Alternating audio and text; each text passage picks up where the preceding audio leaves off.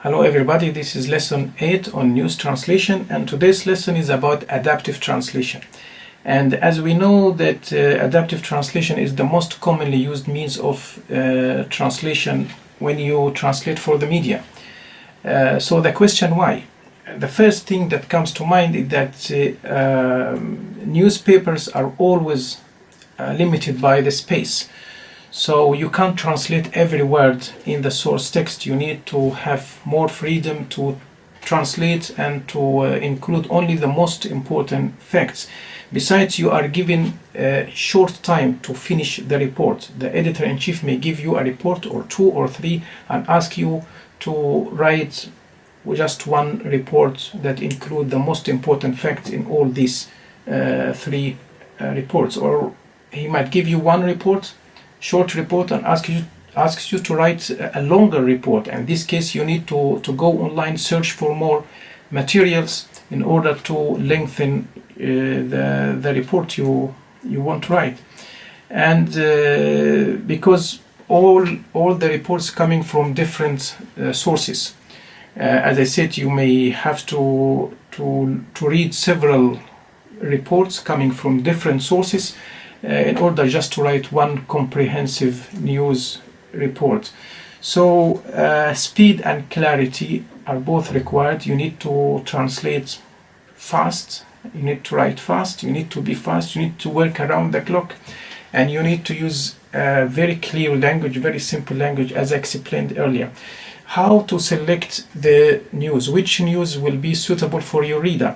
Then you need to look at it from local perspective. When you cover, for example, or you select some international news, try to select the news that you feel will be more interesting and more appealing to your audience, to your local audience. So always look at it from a local perspective. The syntax, usually the English report consists of many paragraphs, and each paragraph is many short paragraphs. Each paragraph is just one sentence, one long sentence.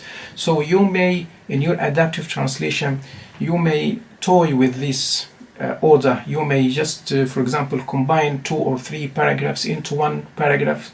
When you write them into Chinese, I'm talking about now translating from English into Chinese.